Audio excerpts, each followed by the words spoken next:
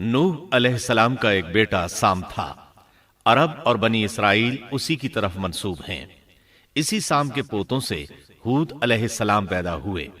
ان کا نسب نامہ اس طرح ہے: ہود بن عبداللہ بن رباح بن جارود بن عامر بن اوس بن ارم بن سام بن نوح۔ ہود علیہ السلام کی قوم کو قوم عاد اور قوم ارم بھی کہا جاتا ہے، کیونکہ عاد اور ارم ہود علیہ السلام کے اجداد تھے۔ قوم ہود احقاف نامی ایک بستی میں آباد تھی، اور یہ بستی عمان اور حضرہ موت کے درمیان ریت کے ٹیلوں والے علاقے میں تھی۔ عربی میں احقاف ریت کے ٹیلوں کو کہتے ہیں۔ یہ علاقہ سمندر کے کنارے واقع تھا اور شہر کے نام سے پکارا جاتا تھا۔ قرآن مجید میں سورۃ الاحقاف آیت 21 میں اللہ تعالیٰ نے انہیں ان کی بستی کی طرف منسوب کرتے ہوئے مخاطب کیا ہے۔ وَاذْكُرْ أَخَا عَادٍ إِذْ أَنذَرَ قَوْمَهُ بِالْأَحْقَافِ۔ اور عاد کے بھائی کو یاد کرو جبکہ اس نے اپنی قوم کو احقاف میں ڈرایا۔ قوم عاد کے لوگ اپنی رہائش کے لیے خیمے پسند کرتے تھے۔ ان کے خیمے بہت مضبوط اور پختہ ہوتے تھے۔ یہ لوگ ان کو بڑی مہارت سے بناتے تھے، پھر ان پر فخر کرتے تھے۔ اللہ تعالیٰ سورۃ الفجر آیات 6 تا 8 میں فرماتے ہیں: أَلَمْ تَرَ كَيْفَ فَعَلَ رَبُّكَ بِعَادٍ إِرَمَ ذَاتِ الْعِمَادِ الَّتِي لَمْ يُخْلَقْ مِثْلُهَا فِي الْبِلَادِ۔ کیا آپ نے نہیں دیکھا کہ آپ کے رب نے عاد کے ساتھ کیا کیا، جو نسل ارم سے تھے، ستونوں والے تھے، جن کے مانند کوئی قوم دنیا کے ممالک میں پیدا نہیں کی گئی۔ اللہ تعالیٰ نے ان کی کاریگری اور فن کی ایک مثال دی ہے کہ وہ ایسے خیموں میں آباد تھے جن کے ستون بہت مضبوط تھے، طاقتور تھے۔ ان لوگوں نے شہروں اور بستیوں کو ایسی کاریگری سے بنایا کہ ان کے متعلق عجیب و غریب روایات مشہور ہو گئیں۔ یہ نرم زمین میں خیمے بناتے تھے، اس کے ساتھ پہاڑوں میں محل بھی بناتے تھے، حالانکہ رہائش کے لیے زمین پر خیمے موجود تھے۔ گویا بیکار دولت اور وقت برباد کرتے، پھر اس پر فخر کرتے۔ شہروں میں جو راستے اور سڑکیں تھیں وہ بہت چوڑی تھیں۔ ان جیسے طویل اور قوی لوگ بعد میں پیدا نہیں ہوئے۔ کاریگری اور فنکاری میں یہ لوگ اس مقام تک پہنچے کہ پھر کوئی نہ پہنچ سکا۔ یہ لوگ عرب تھے اور عربی میں بات چیت کرتے تھے۔ ہود علیہ السلام بھی عربی تھے۔ اسماعیل علیہ السلام سے پہلے کے عرب باشندے عرب عاربہ کہلاتے ہیں۔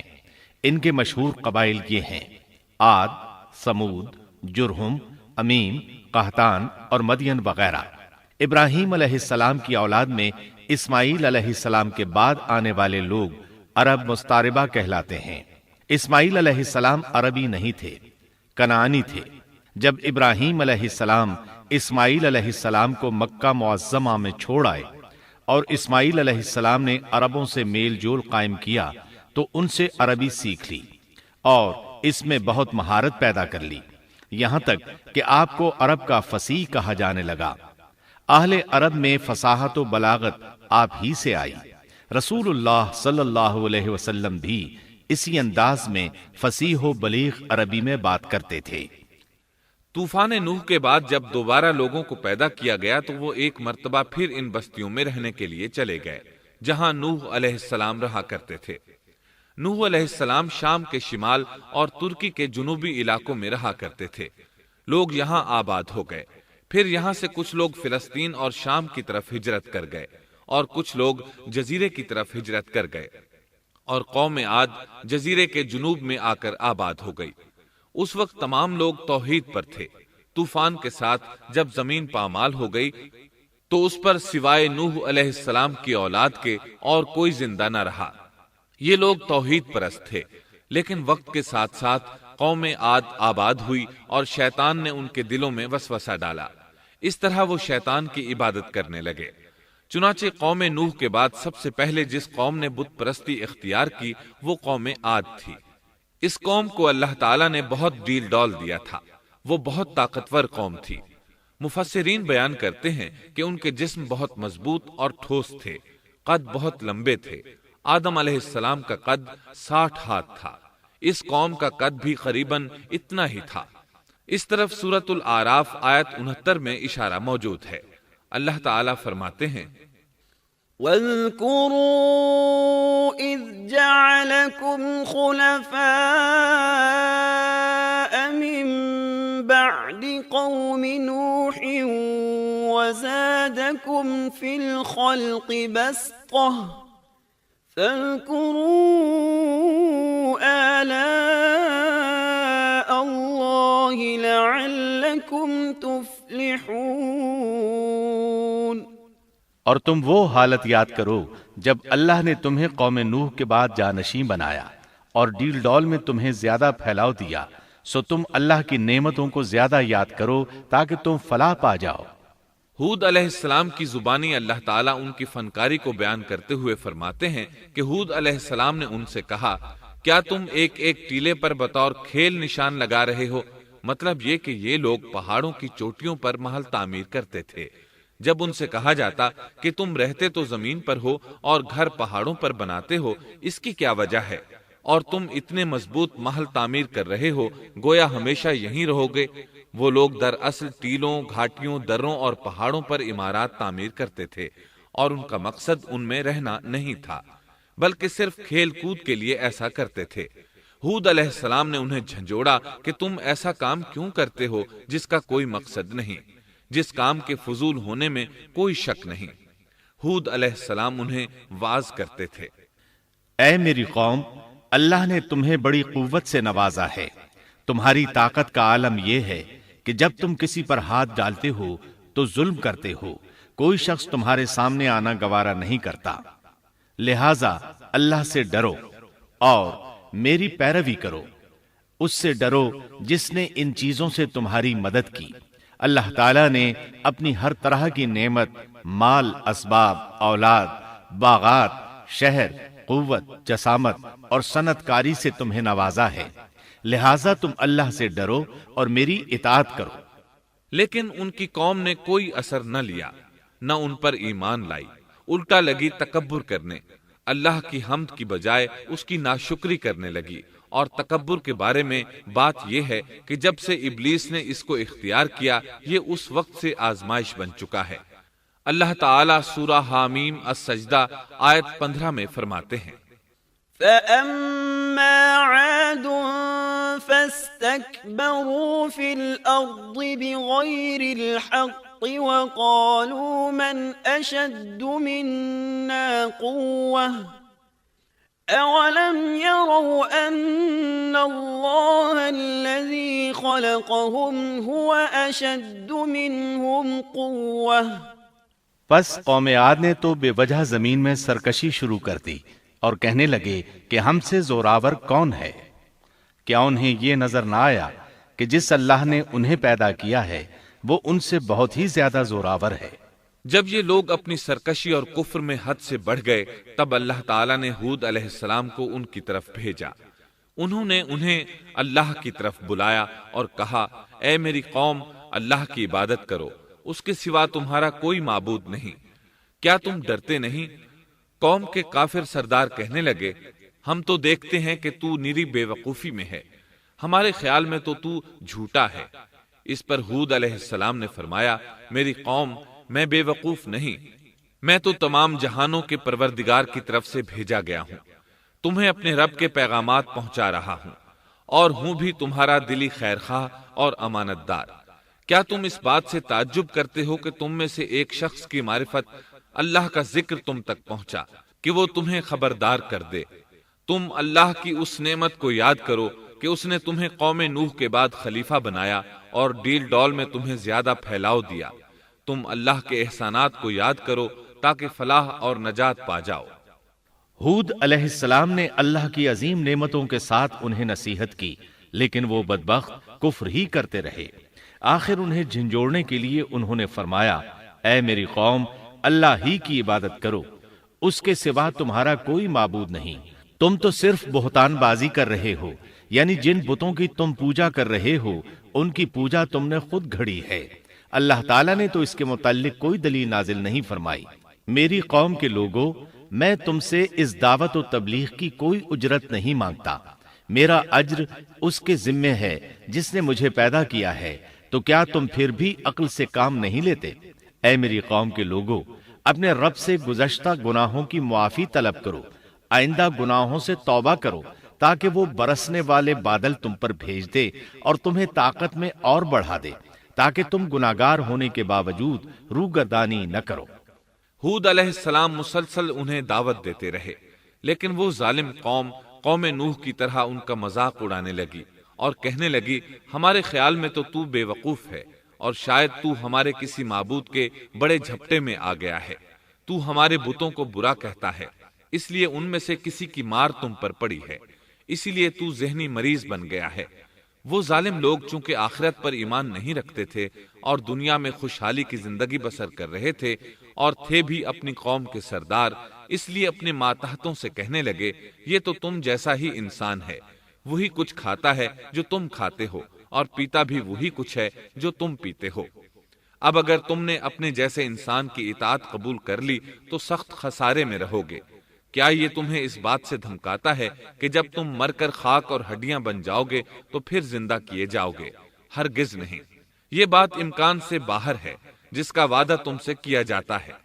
یہ زندگی تو صرف دنیا کی ہے، ہم مرتے جیتے رہتے ہیں، ہم پھر نہیں اٹھائے جائیں گے۔ یہ تو وہ شخص ہے جس نے اللہ پر جھوٹ باندھا ہے، ہم اس پر یقین کرنے والے نہیں۔ ہود علیہ السلام انہیں دعوت دیتے رہے، یہاں تک کہ ان کی قوم نے واضح طور پر کہہ دیا کہ آپ ہمیں واز سنائیں یا نہ سنائیں، ہم تو اپنی روش نہیں چھوڑیں گے، یہ تو پرانے لوگوں کا دین ہے۔ اس طرح قوم انہیں مسلسل جھٹلاتی ہی رہی۔ آخر ہود علیہ السلام نے بھی انہیں کھلم کھلا دھمکی دی اور فرمایا، لوگوں سنو، میں صرف تمہیں ہی نہیں اللہ کو بھی گواہ بنا کر اعلان کرتا ہوں کہ اللہ کے سوا جس کی عبادت ہو رہی ہے میں ان سب سے بری طرح بیزار ہوں۔ اب تم ہی نہیں اپنے ساتھ اوروں کو بھی بلا لو اور اپنے ان سب جھوٹے معبودوں کو بھی بلا لو، اور تم سے جو ہو سکے مجھے نقصان پہنچا دو، مجھے کوئی مہلت نہ دو، نہ مجھ پر ترس کھاؤ۔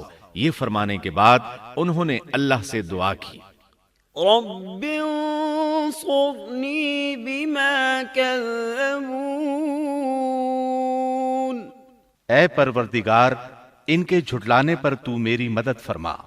اللہ کی طرف سے آپ کو جواب ملا، یہ تو بہت ہی جلد اپنے کیے پر پچھتانے لگیں گے۔ اللہ کے نبی کا انکار کرنے، اس سے بغض رکھنے اور اس کا مذاق اڑانے والوں کا انجام کیا ہوا؟ اللہ نے انہیں ایسے زناٹے کی آندھی سے تہس نہس کیا کہ جس کی تاریخ میں مثال نہیں ملتی۔ اللہ نے ان سے بارش روک لی، اس سے خشک سالی کی کیفیت پیدا ہو گئی، درخت اور پھل ختم ہو گئے، وہ لوگ بارش کی خواہش کرنے لگے۔ اسی حالت میں ایک دن اللہ نے انہیں عذاب دینے کا ارادہ فرمایا۔ انہوں نے دیکھا ایک سیاہ بادل ان کی طرف بڑھ رہا ہے، خوشی سے اچھلنے لگے، کہنے لگے یہ بادل ہم پر برسنے والا ہے، جبکہ ان کا خیال غلط تھا۔ دراصل ابر کی صورت میں یہ وہ قہر الہی تھا جس کے آنے کی وہ جلدی مچا رہے تھے۔ وہ عذاب ان کی بستیوں کی تمام چیزوں، پھلوں، خیموں، درختوں کو تہس نہس کرتا ہوا آیا۔ اسے اللہ کا یہی حکم تھا۔ آندھی اس قدر زبردست تھی کہ پہاڑوں پر ان کے تعمیر کردہ محلوں تک کو اڑا لے گئی۔ مجرموں کا یہی بدلہ ہے۔ اللہ تعالیٰ سورۃ الزاریات آیت 41 اور 42 میں فرماتے ہیں، وَفِي عَادٍ إِذْ أَرْسَلْنَا عَلَيْهِمُ الرِّيحَ الْعَقِيمَ مَا تَذَرُ مِن شَيْءٍ أَتَتْ عَلَيْهِ إِلَّا جَعَلَتْهُ كَالرَّمِيمِ۔ اسی طرح عادیوں میں بھی ہماری طرف سے تنبیہ ہے، جبکہ ہم نے ان پر خیر و برکت سے خالی آندھی بھیجی، وہ جس چیز پر گرتی تھی اسے بوسیدہ ہڈی کی طرح چورا چورا کر دیتی تھی۔ اس آندھی نے ہر چیز کو فنا کر کے رکھ دیا۔ اللہ تعالیٰ ان کی تباہی ایک جگہ ان الفاظ میں بیان کرتے ہیں، قوم عاد نے بھی جھٹلایا، پس کیسا ہوا میرا عذاب اور میری ڈرانے والی باتیں۔ ہم نے ان پر تیز و تند مسلسل چلنے والی ہوا ایک لگاتار منحوس دن میں بھیج دی، جو لوگوں کو اٹھا اٹھا کر دے پٹکتی تھی۔ گویا کہ وہ جڑ سے کٹے ہوئے کھجور کے تنے ہیں۔ پس کیسی رہی میری سزا اور میرا ڈرانا؟ یقیناً ہم نے قرآن کو نصیحت کے لیے آسان کر دیا ہے، پس کیا ہے کوئی نصیحت پکڑنے والا؟ ایک تیسرے مقام پر اللہ نے ان کی ذلت اور رسوائی کا ذکر یوں کیا ہے، قوم عاد بے حد تند اور تیز ہوا سے غارت کر دی گئی۔ وہ ہوا ان پر برابر لگاتار 7 رات اور 8 دن تک اللہ کے حکم سے چلتی رہی۔ آپ وہاں ہوتے تو دیکھتے کہ وہاں لوگ یوں چاروں شانوں چت گرے پڑے ہیں جیسے وہ کھجوروں کے کھوکھلے تنے ہوں۔ کیا ان میں سے کوئی بھی آپ کو باقی نظر آ رہا ہے؟ ہود علیہ السلام کو اللہ تعالیٰ نے اپنی رحمت سے نجات دی۔ باقی تمام جگہوں پر تباہی تھی، لیکن جس جگہ ہود علیہ السلام اور ان کے ساتھی تھے اس طرف یہ ہوا پھٹکی بھی نہیں۔ کہا جاتا ہے کہ ایک باڑ تھی جس میں ہود علیہ السلام، حیوانات، چوپائے اور ان پر ایمان لانے والے تھے، اور آندھی نے ہر چیز کو فنا کر ڈالا۔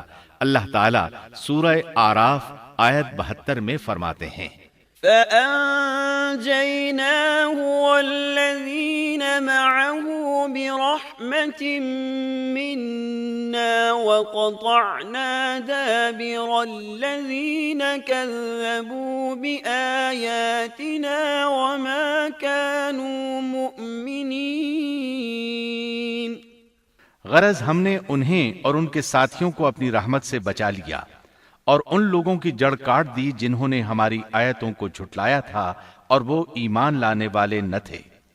اسی طرح سورہ ہود میں اللہ فرماتے ہیں، جب ہمارا حکم آ پہنچا تو ہم نے ہود کو اور ان کے ساتھیوں کو اپنی خاص رحمت سے نجات دی۔ ہم نے ان سب کو سخت عذاب سے صاف بچا لیا۔ یہ تھے قوم عاد کے لوگ جنہوں نے اپنے رب کی آیتوں کا انکار کیا اور اس کے رسولوں کی نافرمانی کی، اور ہر ایک سرکش نافرمان کے حکم کو مانا۔ دنیا میں بھی ان پر لعنت لگا دی گئی اور قیامت کے دن بھی۔ دیکھ لو، قوم عاد نے اپنے رب سے کفر کیا، ہود کی قوم عاد پر لعنت ہو۔ اس طرح قوم عاد تباہ ہو گئی۔ ان کے بعد مومنوں نے ان کے باقی بچ جانے والے مکانات پر قبضہ کر لیا اور وہاں رہنے لگے۔ پھر ہود علیہ السلام نے حضرہ موت میں وفات پائی۔ اب ہم آتے ہیں سیدنا صالح علیہ السلام کے قصے کی طرف۔ دن گزرتے گئے اور لوگ ایک بار پھر ابلیس لعین کے وسوسے میں آ کر کفر کی طرف پلٹ آئے، کیونکہ ابلیس کسی بھی شخص کو وسوسے میں ڈالے بغیر نہیں چھوڑتا۔ اس طرح ایک بار پھر کفر پھیل گیا۔ چنانچہ اللہ نے ان کی ہدایت کے لیے صالح علیہ السلام کو مبعوث فرمایا۔ یہ سمود کے پوتوں میں سے ایک عربی نبی تھے۔ ان کا نسب نامہ اس طرح ہے: صالح بن عبید بن سیاف بن ماشح بن عبید بن حاضر بن سمود بن ارم بن سام بن نوح علیہ السلام۔ گویا صالح علیہ السلام کا تعلق قوم سمود سے تھا، اور یہ قوم عاد کی نسل سے تھی۔ سمود کی قوم نے یمن کو خیر باد کہا اور جزیرے سے شمال کی طرف منتقل ہو گئے۔ پھر وہاں ہجر نامی ایک بستی میں جا ٹھہرے۔ قرآن کریم کی سورۃ الحجر اسی بستی کے نام سے موسوم ہے۔ قوم عاد کا تذکرہ سورۃ الحجر کے علاوہ سورۃ الاحقاف اور سورہ ہود میں بھی ہے۔ اللہ تعالیٰ سورۃ الحجر آیت 80 میں فرماتے ہیں، وَلَقَدْ كَذَّبَ أَصْحَابُ الْحِجْرِ الْمُرْسَلِينَ۔ اور ہجر والوں نے بھی رسولوں کو جھٹلایا۔ ہجر قوم سمود کا مرکزی شہر تھا۔ اب وہ مدائن صالح کے نام سے مشہور ہے۔ یہ شہر مدینہ منورہ کے شمال مغرب میں 380 کلومیٹر کے فاصلے پر واقع ہے۔ یہ لوگ بھی پہاڑوں کو تراش کر گھر بناتے تھے۔ یہ صنعت اور کاریگری انہوں نے قوم عاد سے وراثت میں پائی تھی۔ اللہ تعالیٰ سورۃ الفجر آیت 9 میں فرماتے ہیں، وَثَمُودَ الَّذِينَ جَابُوا الصَّخْرَ بِالْوَادِ۔ اور قوم سمود کے ساتھ کیا کیا جنہوں نے وادی میں بڑے بڑے پتھر تراشے تھے۔ قرآن مجید میں اللہ تعالیٰ ایک مقام پر فرماتے ہیں، اور ہم نے قوم عاد اور سمود کو غارت کیا جن کے بعض مکانات آپ کے سامنے ظاہر ہیں۔ ان کے مکانات ان کی تباہی سے لے کر اب تک موجود ہیں۔ شام کے راستے میں خیبر، تیما سے تبوک تک قوم سمود کے آثار پائے جاتے ہیں۔ یہ لوگ کس طرح پتھر تراش تراش کر گھر بناتے تھے، اللہ تعالیٰ نے سورۃ الاعراف آیت 74 میں اس کا ذکر کیا ہے۔ واذكروا إذ جعلكم خلفاء من بعد عاد وبوأكم في الأرض تتخذون من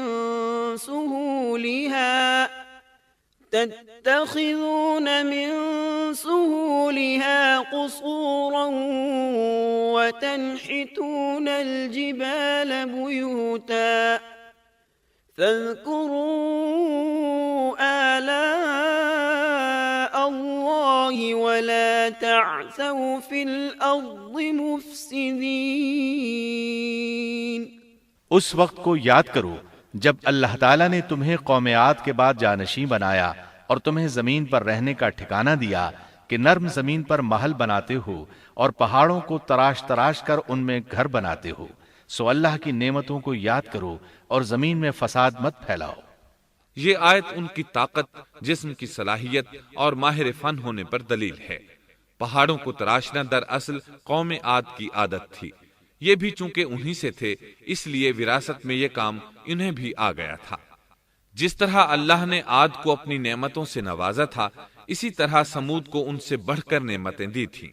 اللہ تعالیٰ صالح علیہ السلام کی زبانی ان سے فرماتے ہیں، اے قوم سمود، کیا تمہیں ان چیزوں میں بے فکری سے رہنے دیا جائے گا، یعنی باغات، چشموں، کھیتوں اور کھجوروں میں جن کا خوشہ ملائم ہے، اور تم پہاڑوں کو تراش کر پرتکلف گھر بناتے ہو، پس اللہ سے ڈرو اور میرا کہنا مانو۔ لیکن ان لوگوں نے ہر طرح سے قوم عاد کی پیروی کی، نصیحت پکڑنے کی بجائے بتوں کی عبادت شروع کر دی۔ اللہ نے ان کے درمیان صالح علیہ السلام کو مبعوث فرمایا۔ آپ نبوت ملنے سے پہلے بھی عقل مند اور علم والے تھے، باعزت گھرانے سے تعلق رکھتے تھے، اپنے معاملات میں لوگ ان سے مشورے لیتے تھے، لہٰذا انہیں ایک خاص مقام حاصل تھا۔ لیکن جب آپ نے انہیں ایک اللہ پر ایمان لانے، اس کے سوا کسی کی عبادت نہ کرنے کی دعوت دی تو ان کا ساتھ چھوڑ گئے۔ جواب میں ان سے کہنے لگے، يا صالح قد كنت فينا مرجوا قبل هذا۔ اے صالح، اس سے پہلے تو ہم تجھ سے بہت کچھ امیدیں لگائے ہوئے تھے۔ مطلب یہ کہ پہلے تو ہمارے نزدیک آپ کا بہت مرتبہ تھا، مقام تھا، ہمیں آپ سے بہت امیدیں تھیں، لیکن آپ نے تو یہ باتیں کہہ کر ہماری ساری امیدوں پر پانی پھیر دیا۔ ان کے اس جواب کے باوجود صالح علیہ السلام انہیں اللہ کی طرف بلاتے رہے اور ان سے کہتے رہے، اے میری قوم، اللہ کی عبادت کرو، اس کے سوا تمہارا کوئی معبود نہیں۔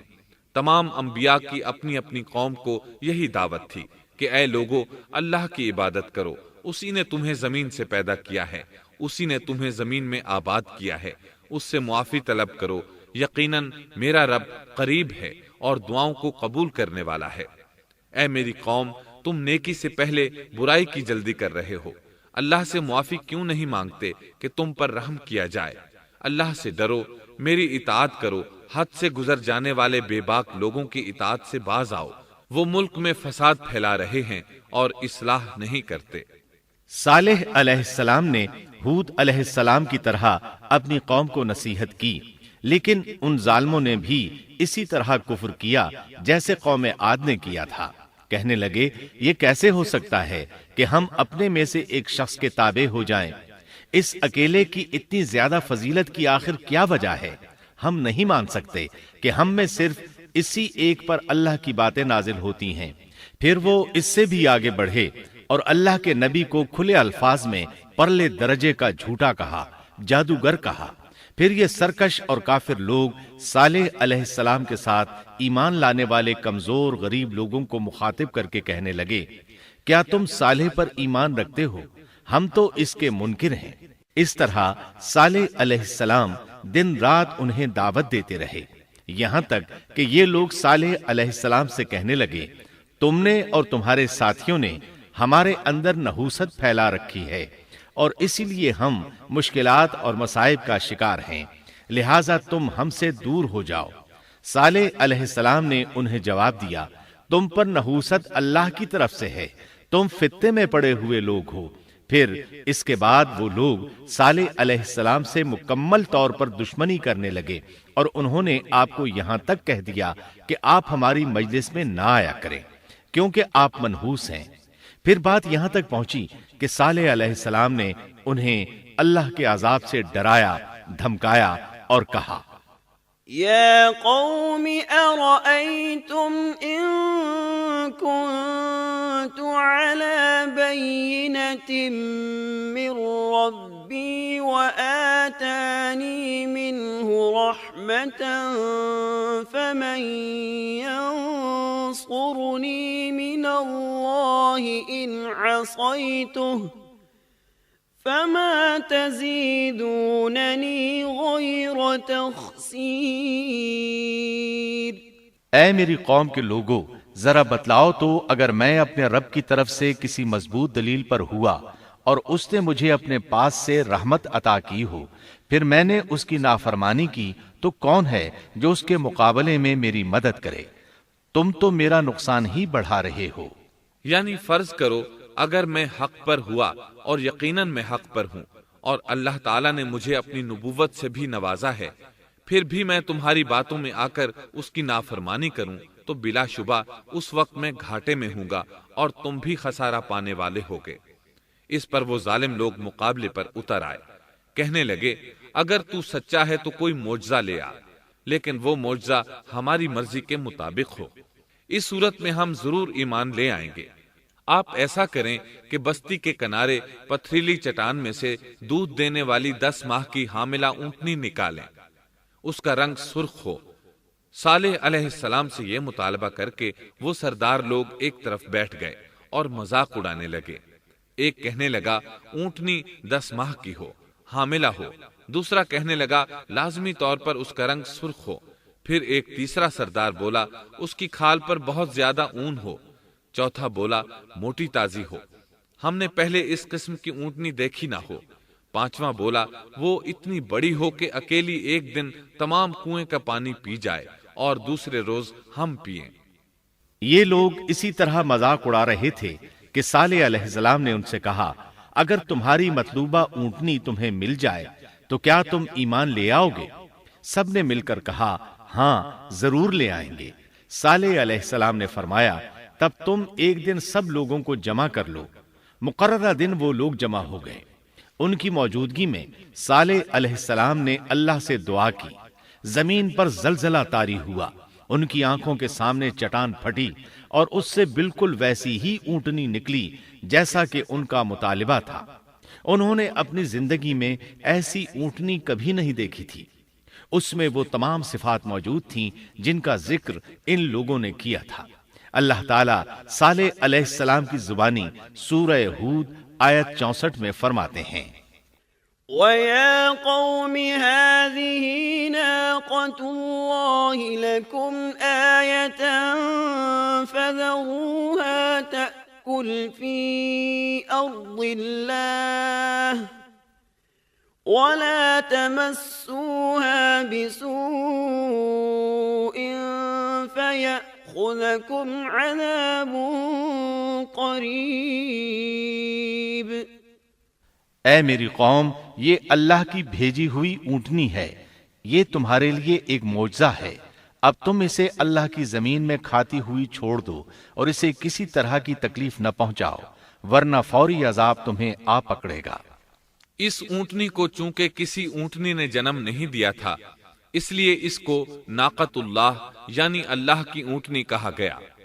پھر صالح علیہ السلام نے فرمایا، لوگو سن لو، ایک دن یہ اونٹنی پانی پیے گی، ایک دن تم پیو گے، تم میں سے کوئی اسے تکلیف نہ پہنچائے، ورنہ اللہ کا بدترین عذاب تم پر نازل ہوگا۔ سورۃ القمر میں اللہ فرماتے ہیں، بے شک ہم اونٹنی کو ان کے لیے آزمائش بنا کر بھیج رہے ہیں، تم صبر کے ساتھ ان کے انجام کا انتظار کرو۔ اس نشانی کے ظہور کے بعد اللہ تعالیٰ نے صالح علیہ السلام کو مخاطب کر کے فرمایا، تم اب دیکھتے رہو کہ ان کا انجام کیا ہوتا ہے، ان کی سختیوں پر صبر کرو، ان سے کہہ دو کہ پانی پر ایک دن ان کا اختیار ہوگا اور ایک دن اس اونٹنی کا، خبردار کوئی زیادتی نہ کرے اور اس اونٹنی کو پانی پینے سے نہ روکے۔ سورۃ الشمس میں اللہ تعالیٰ فرماتے ہیں کہ ان سے اللہ کے رسول نے فرما دیا تھا کہ اللہ کی اونٹنی کی اور اس کے پانی پینے کی باری کی حفاظت کرو، یعنی اسے نہ تو پانی پینے سے روکو اور نہ ہی اسے کوئی تکلیف پہنچاؤ۔ اس معجزے کو دیکھ کر لوگ دو گروہوں میں بٹ گئے۔ بہت کم لوگوں نے صالح علیہ السلام کی پیروی کی، ان پر ایمان لائے، جبکہ اکثر لوگ پھر بھی اپنے کفر پر ڈٹے رہے۔ اللہ تعالیٰ فرماتے ہیں ان لوگوں نے خود معجزے کا مطالبہ کیا تھا، لیکن اس کو اپنی آنکھوں سے دیکھنے کے باوجود ظلم پر اڑے رہے اور کفر پر اصرار کرتے رہے۔ سورۃ الحجر آیت 81 میں اللہ فرماتے ہیں وَآتَيْنَاهُمْ آيَاتِنَا فَكَانُوا عَنْهَا مُعْرِضِينَ، اور انہیں ہم نے اپنی نشانیاں بھی عطا فرمائی تھیں، لیکن پھر بھی وہ ان سے گردن موڑنے والے ہی رہے۔ اسی طرح سورہ بنی اسرائیل میں اللہ تعالیٰ فرماتے ہیں ہم نے قوم سمود کو نشان کے طور پر اونٹنی عطا فرمائی تھی، لیکن انہوں نے اس پر ظلم کیا۔ بلا شبہ وہ ایک واضح نشانی تھی، کوئی شخص یہ نہیں کہہ سکتا تھا کہ جادوگروں نے اسے پیدا کیا ہے۔ وہ اونٹنی ان میں موجود رہی، ان کے علاقے میں جہاں چاہتی چرتی، جب کنویں پر پانی پینے جاتی تو سارا پانی پی جاتی، وہ لوگ اس کا دودھ پیتے، دودھ سب کے لیے کافی ہو جاتا۔ ان کی آنکھوں کے سامنے اس نے ایک بچے کو جنم دیا، وہ شکل صورت میں بالکل اپنی ماں جیسا تھا، لوگ اسے دیکھ کر تعجب کرتے۔ بچہ اونٹنی کے ساتھ رہتا، یہ ایک واضح نشانی تھی، اس پر جادو کا گمان کیا ہی نہیں جا سکتا تھا۔ وہ اونٹنی ایک عرصے تک ان لوگوں میں رہی۔ اللہ فرماتے ہیں ہم نے قوم سمود کو بطور نشان کے ایک اونٹنی دی تھی، لیکن انہوں نے اس پر ظلم کیا، حالانکہ یہ نشانیاں ہم لوگوں کو ڈرانے کے لیے ہی بھیجتے ہیں۔ وہ لوگ اس اونٹنی کو دیکھ کر متعجب ضرور ہوئے، لیکن ایمان پھر بھی بہت کم لوگ لائے، حالانکہ اس نشانی کے بعد انہیں چاہیے تھا ایمان لے آئیں۔ پھر ایک دن قوم کے سرداروں نے مشورہ کیا کہ اگر ہم نے صالح کو اسی طرح چھوڑ دیا تو کہیں لوگ ہمیں نہ چھوڑ دیں اور صالح کے پیروکار بن جائیں۔ اس اونٹنی نے تو ہمیں مصیبت میں ڈال دیا ہے، ہم پورا ایک دن پانی کو چھو بھی نہیں سکتے، کیونکہ یہ سارا دن پانی پیتی رہتی ہے۔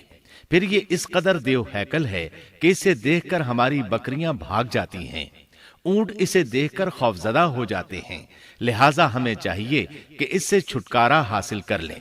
وہ آپس میں مشورہ کرتے رہے، آخر انہوں نے ایک آدمی منتخب کیا۔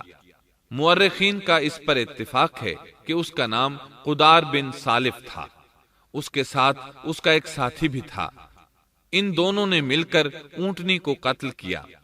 اللہ تعالیٰ سورۃ القمر آیت 29 اور 30 میں فرماتے ہیں فَنَادَوْا صَاحِبَهُمْ فَتَعَاطَى فَعَقَرَ فَكَيْفَ كَانَ عَذَابِي وَنُذُرِ۔ پھر انہوں نے اپنے ساتھی کو بلایا، تب اس نے ہاتھ بڑھایا اور اس کی کونچیں کاٹ دیں، پھر دیکھا ہمارا عذاب اور ڈراوا کیسا تھا۔ اس قدار کے بارے میں نبی کریم صلی اللہ علیہ وسلم کا ارشاد ہے کہ پہلے لوگوں میں سے سب سے زیادہ بدبخت یہی تھا۔ اللہ تعالیٰ نے قرآن مجید میں اس کا ذکر یوں فرمایا ہے فَنَادَوْا صَاحِبَهُمْ، پھر انہوں نے اپنے ساتھی کو پکارا۔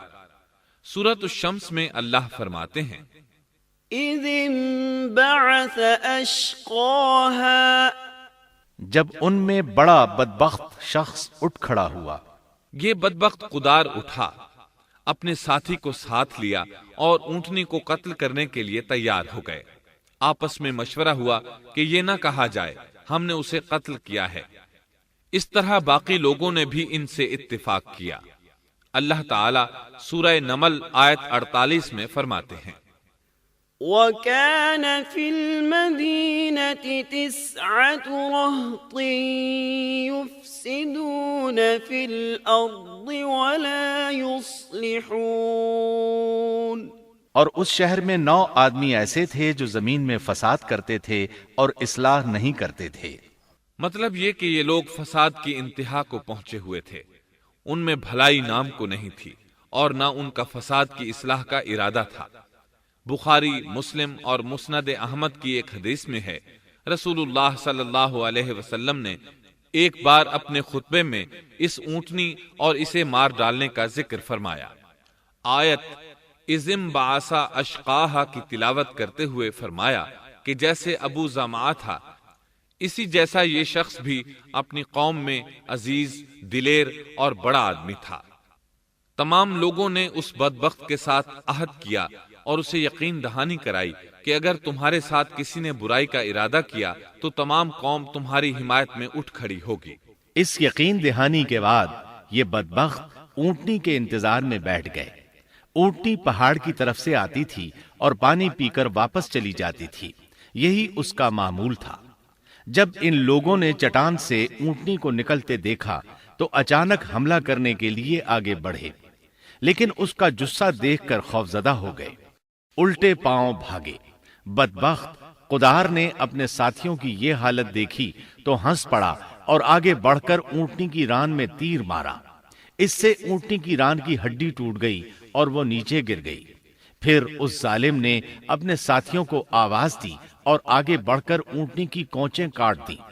سورۃ الشمس میں اللہ تعالیٰ فرماتے ہیں، ان لوگوں نے اپنے پیغمبر کو جھوٹا سمجھ کر اس اونٹنی کی کونچیں کاٹ دیں، پس ان کے رب نے ان کے گناہوں کے باعث ان پر ہلاکت ڈالی اور پھر ہلاکت کو عام کر دیا اور اس بستی کو برباد کر دیا۔ اونٹنی کی کونچیں کاٹ دیے جانے کے بارے میں اللہ تعالیٰ ایک دوسرے مقام پر فرماتے ہیں کہ پس انہوں نے اونٹنی کو مار ڈالا اور اپنے پروردگار کے حکم سے سرتابی کی اور کہنے لگے، اے صالح، جن عذابوں سے تو ہمیں دھمکاتا رہتا تھا، اگر تو واقعی پیغمبر ہے تو ان عذابوں کو ہم پر نازل کرا دے۔ اونٹنی پر حملہ ہوتے ہی اس کا بچہ بھاگ نکلا تھا۔ وہ پہاڑ کی چوٹی پر چڑھ گیا، 3 مرتبہ بلبلایا۔ یہ بدبخت اس کے پیچھے بھاگے اور آخر اسے بھی قتل کر دیا۔ پھر تمام بستی والے جمع ہوئے، اونٹنی اور اس کے بچے کا گوشت تیار کیا اور مزے کے ساتھ اس کو کھایا۔ اس جرم میں ان سب نے شرکت کی، البتہ جو لوگ صالح علیہ السلام پر ایمان لے آئے تھے وہ الگ تھلگ رہے۔ صالح علیہ السلام کو جب یہ خبر ملی تو وہ گھبرائے ہوئے اونٹنی کے پاس پہنچے۔ اونٹنی بے جان پڑی تھی، اس کا بچہ بھی بے جان تھا۔ لوگ ان کے گرد جمع تھے اور ان کا گوشت کھا رہے تھے۔ اس وقت صالح علیہ السلام نے ان سے کہا، فقال تمتعوا في داركم 3 أيام ذلك وعد غير مكذوب۔ اس پر صالح نے کہا کہ اچھا تم 3 دن تک اپنے گھروں میں رہ سہ لو، یہ وعدہ جھوٹا نہیں ہے۔ مطلب یہ کہ تمہیں صرف 3 دن کی مہلت ہے، اس کے بعد تم سب کے سب ہلاک کیے جاؤ گے۔ وہ صالح علیہ السلام کی بات کو رد کرتے ہوئے انہیں دھمکیاں دینے لگے کہ جن عذابوں کا تو ہم سے وعدہ کر رہا ہے، اگر تو سچا ہے تو ان کو ہم پر نازل کر دے۔ اس کے بعد وہ جمع ہو کر مشورہ کرنے لگے کہ آج رات صالح کو بھی مار ڈالو۔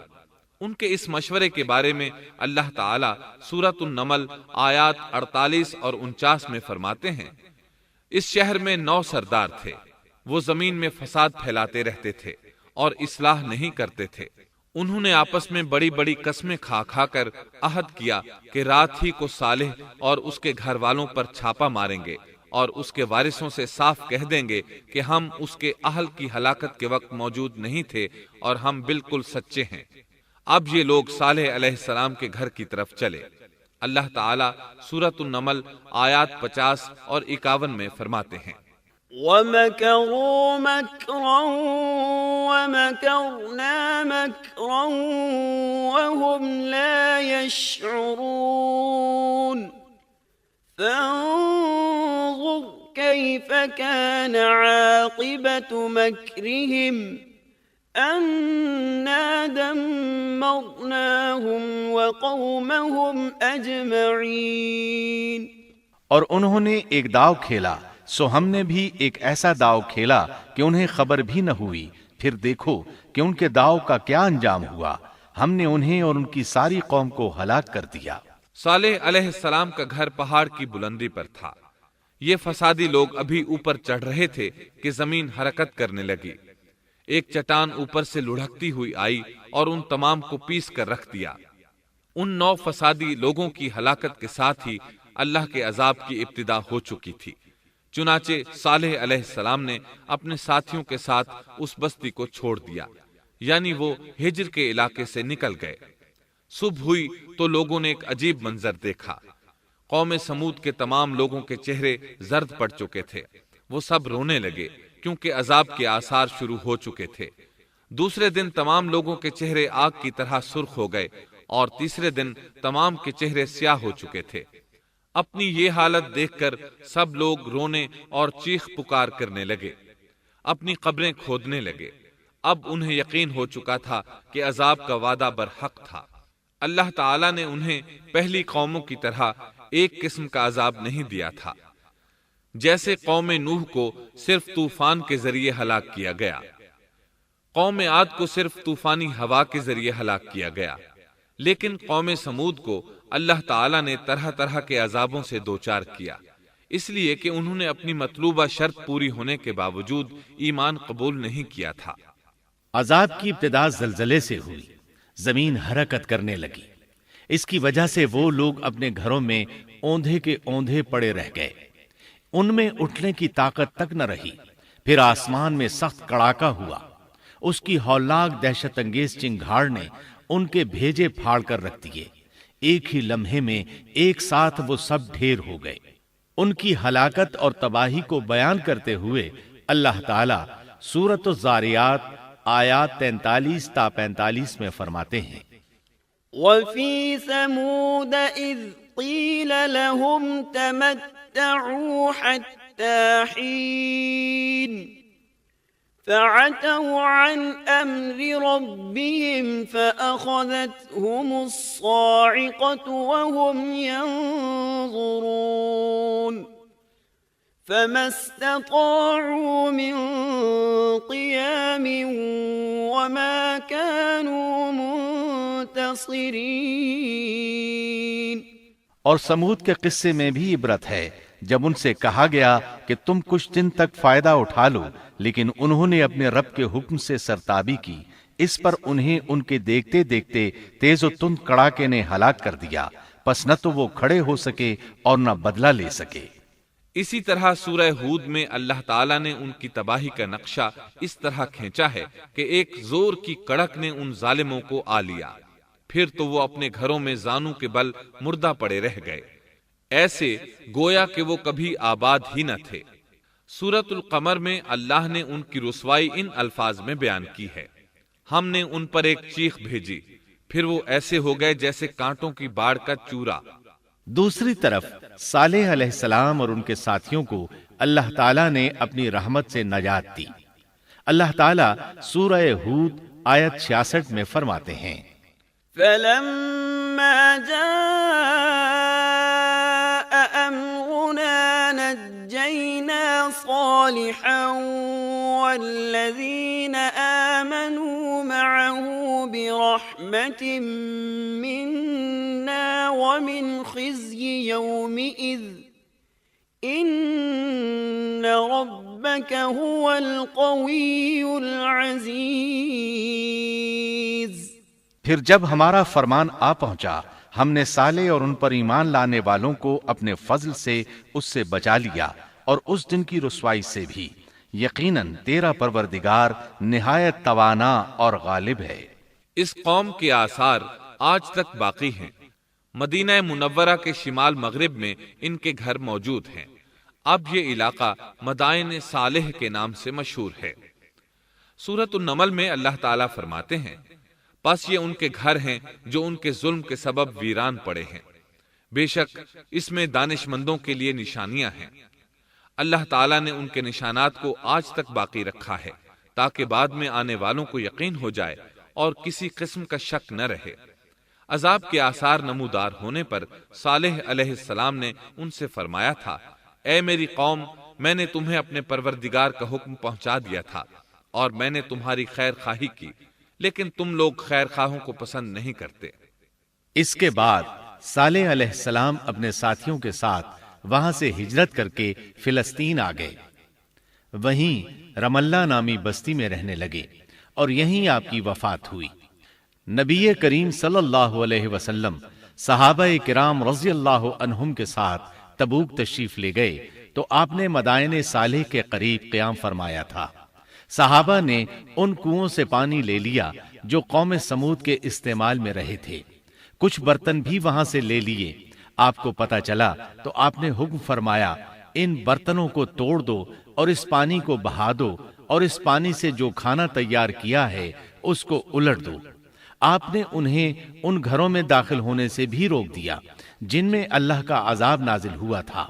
آپ صلی اللہ علیہ وسلم نے فرمایا، میں ڈرتا ہوں تم پر بھی ایسا عذاب نہ آ جائے جیسا ان پر آیا تھا، اس لیے ان کے علاقے میں داخل نہ ہوا کرو، اور اگر داخل ہونا پڑ جائے تو روتے ہوئے داخل ہوا کرو، اور رونا نہ آئے تو رونے جیسی شکلیں بنا لیا کرو تاکہ تمہارا شمار ظالموں میں نہ ہو۔ اللہ تعالیٰ فرماتے ہیں، ألا إن ثمود كفروا ربهم ألا بعدا لثمود۔ آگاہ رہو، قوم سمود نے اپنے رب سے کفر کیا، سن لو ان سمودیوں پر پھٹکار ہے۔ قرآن میں ان کا قصہ 26 سے زائد مرتبہ بیان کیا گیا ہے۔ اس کے بعد لوگ ایمان کی حالت میں امن چین کی زندگی بسر کرنے لگے، لیکن پھر نئے سرے سے ان میں خرابی پیدا ہوئی۔ شیطان نے پھر اپنا کام دکھایا، ان کے دلوں میں وسوسہ ڈالا اور فلسطین، عراق، مصر اور جزیرے کے نواحی علاقوں میں شرک پھیل گیا۔ لوگ ایک بار پھر کفر کی طرف پلٹ پڑے۔ اس پورے قصے میں چند عبرتیں ہیں، آئیے ذرا ان کا بھی ذکر ہو جائے۔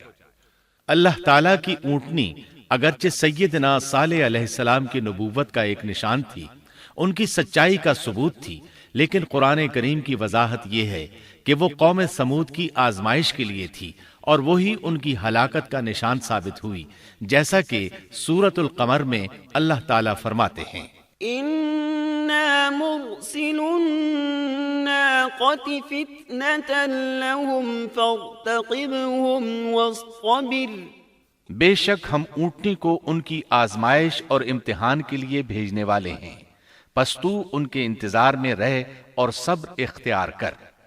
سنت اللہ یہ رہی ہے کہ اگر وہ اپنے پیغمبر کو کسی قوم کی ہدایت کے لیے بھیجے اور قوم اس کی ہدایت پر کان نہ دھرے تو ضروری نہیں کہ وہ قوم ہلاک کر دی جائے، لیکن جو قوم اپنے نبی سے اس وعدے پر نشان طلب کرے کہ اگر ان کا مطلوبہ نشان ظاہر ہو گیا تو وہ ایمان لے آئیں گے، اور پھر نشان آ جانے کے بعد وہ ایمان نہ لائے تو اس قوم کی ہلاکت یقینی ہے۔ اللہ تعالیٰ پھر اس قوم کو معاف نہیں کرتے جب تک کہ وہ تائب نہ ہو جائے اور اللہ کے دین کو قبول نہ کرے، یا عذاب الہی سے صفائے ہستی سے مٹ کر دوسروں کے لیے عبرت کا نشان بن جائے۔ لیکن اس سنت سے نبی کریم صلی اللہ علیہ وسلم کی امت مستثنا ہے، اس لیے کہ آپ صلی اللہ علیہ وسلم نے وضاحت فرمائی ہے، میں نے اللہ تعالیٰ سے دعا مانگی ہے کہ اللہ تعالیٰ میری امت میں عذاب عام مسلط نہ فرمائے، اور اللہ نے میری دعا قبول فرما لی۔ قرآن میں اللہ تعالیٰ نے نبی کریم صلی اللہ علیہ وسلم کی اس بات کی یوں تصدیق کی ہے، وَمَا كَانَ اللَّهُ لِيُعَذِّبَهُمْ وَأَنْتَ فِيهِمْ۔ اے رسول، اس حال میں کہ تو ان میں موجود ہے، اللہ تعالیٰ ان کافروں پر عذاب مسلط نہیں کرے گا۔